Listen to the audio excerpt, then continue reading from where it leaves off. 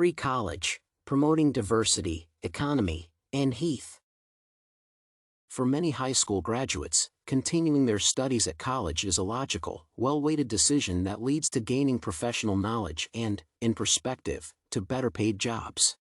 However, not all can afford the long-term investment of post-secondary education. The problem hides within the increasing tuition costs for many universities in the U.S. While low-income applicants can enter college and pay partial expenses because of the financial aid and government funds, the growing amount of loans is common for most of the student bodies across the country. More than that, the modern approach of for-profit universities poses a threat to the future of the nationwide economy. Thus, post-secondary education should be free because it promotes equal opportunities, supports the economy by mediating the student loans impact, and provides learners with a better academic environment. First of all, reducing or eliminating the cost of higher education will allow many marginalized students who are not able to afford it to attend college, which promotes equality. For instance, Perna et al. Examine New York, Tennessee, and Oregon institutions that already started implementing the tuition-free programs. Their findings show that when liberated from additional costs, the students are more likely to encourage college enrollment among at least some individuals who would not otherwise have enrolled. The authors also provide the rationale of why equal education is imperative by stating that the current socioeconomic, racial, and ethnic composition of most student bodies in the U.S. is far from fair. Thus, the proposed solution of no-cost universities will eliminate the inequality by providing access to education for excluded groups of people who cannot afford it. Secondly, as opposed to the tuition-free institutions, the current system puts a financial burden on both the undergraduates and the national economy. Therefore, a sufficient resolution of the economic impact might be in implementing no-charge education. According to Baum, the effects of mounting financial obligations associated with student loans are becoming more evident as debt levels rise, and the effects are likely to be felt far into the future.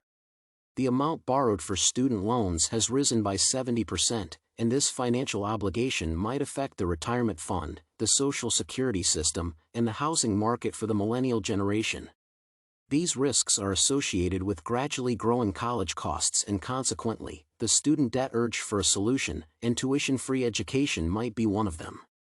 For instance, Haslam, a Tennessee academic leader, claims that with free knowledge, more qualified graduates will enter the market and strengthen the existing workforce. Thus, cost-free studying is a key to supporting the economy. While the overwhelming costs of colleges force many students to suffer from debt-related stress and failure to graduate, the tuition-free approach liberates people from the financial burden and provides them with a safe environment to study. According to Tran, results of the study affirm the health impact of both student loan amount and the subjective appraisal of stress associated with student loan debt as significant stressors. Furthermore, the financial obligation makes undergraduates susceptible to health risks, and shifts focus from educational attainment to taking care about one's psychological health, which in turn causes many people to leave the institutions before graduating. These consequences cannot be overseen when discussing the advantages of tuition-free colleges. Tran et al. Argue that when freed from the constant stress of financial anxiety, students can better focus on their studies, which leads to better educational outcomes. Thus, it can be argued that free college is better since it gives students the freedom to study with no psychological pressure and to focus on the learning process. Some researchers and educators, however, claim that for-profit colleges are the only way to ensure the sustainable learning outcomes. Sperling claims that regular tuition-based studying focuses on profit, which in turn results in responsiveness to market demands and highly focused educational attainment. Consequently, if the profit incentive would be eliminated from the post-secondary education system, the professors and the school's administration would not be motivated to pursue the best learning outcomes. Thus, a cost-free system can lead to the loss of quality of teaching because of a lack of competition and reasons to provide students with the best knowledge. While this point might be valid to some extent, this approach also excludes many students. The overwhelming expenses do not justify the educational outcomes that are achieved by excluding minorities and repressing the economy. According to Perna et al., the current trend of growing education expenses is forecasted to have an irreversible effect on the economy, as well as to further establish the racial, ethnic, and socio-economic repression. Thus, the implementation of no-charge institutions is essential for both the economy and the overall equality.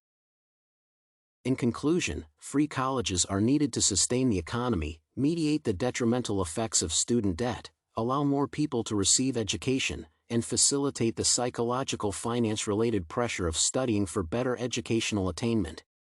As more people who previously were unable to afford college receive an opportunity to do so, the student bodies nationwide become more diverse and freer of discrimination. Furthermore, the impact that student loans have on the future of the economy will be eliminated. Lastly, the stress associated with debt will no longer be a barrier to graduating and learning.